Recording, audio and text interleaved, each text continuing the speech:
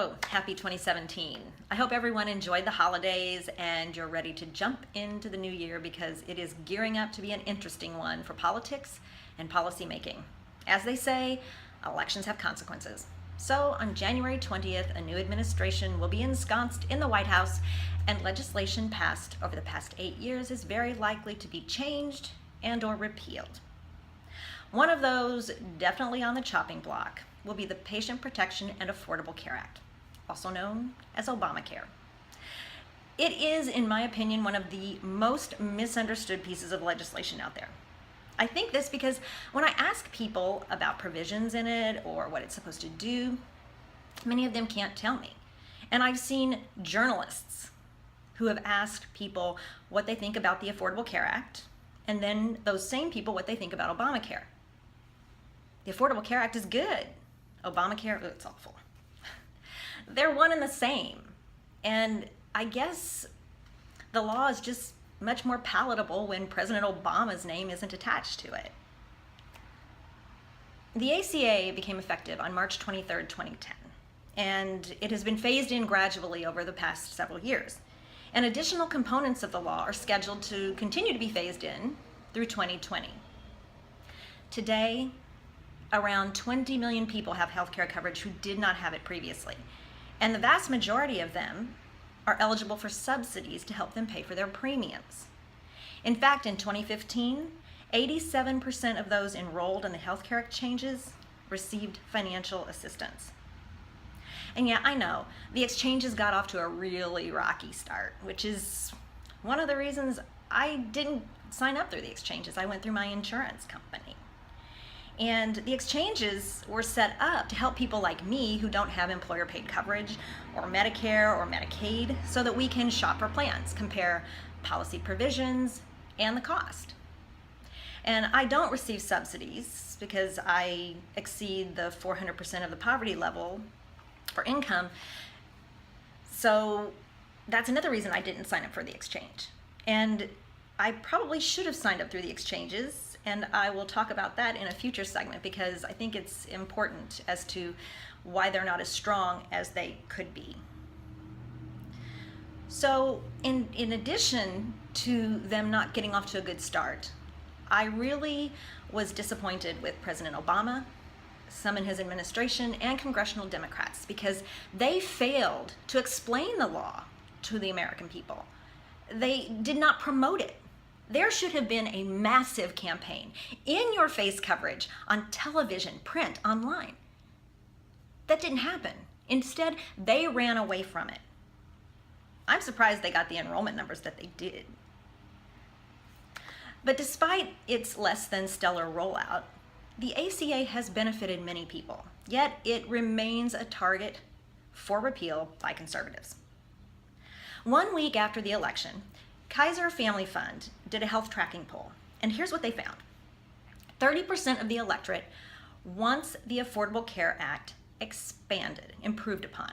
26% want it repealed, 19% want it to remain as is, 17% want it scaled back. The remaining percentage just had no opinion or didn't know what to do with it.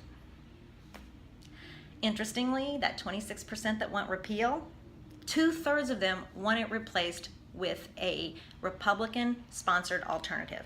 So while the law remains unpopular, the vast majority of people do not want it outright repealed. In fact, there are many benefits that people across the political spectrum like. And I'll share a few of those with you. Here's the report from the Kaiser Family Fund, and you can download it at their website or just Google Kaiser Health Tracking Poll November 2016, and you can have the whole report at your hands. But here's a few of interesting things that they found. 1, allows young adults to stay on their parents' insurance plans until age 26. 85% of the electorate likes this. That makes 90% Democrats, 85% independents, and 82% Republicans. Yeah, I guess we really, all of us like to take care of our kids, right? Eliminates out-of-pocket costs for many preventive services. 83% total. 89% Democrats, 83% independents, and 77% Republicans. Creates health insurance exchanges where small businesses and people can shop for insurance and compare prices and benefits. 80% total, 90% Democrats, 80% independents, and 72% Republicans. Provides financial help to low and moderate income Americans who don't get insurance through their jobs to help them purchase coverage. 80%. 91% Democrats, 81% independents, 67% Republicans. And prohibits insurance companies from denying coverage because of a person's medical history. 69%.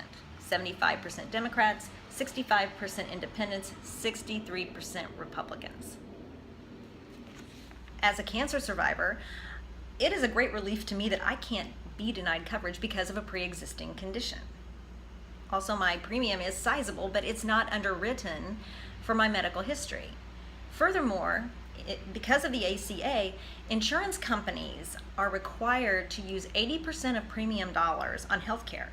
If they don't meet that threshold, I get a refund.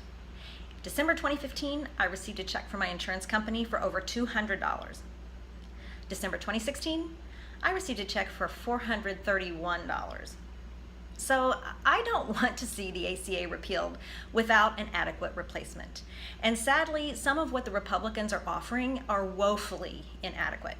And we will be discussing those in detail in a future segment because I think it's really important. And in fact, healthcare will be a recurring theme throughout the year. So thank you for joining me.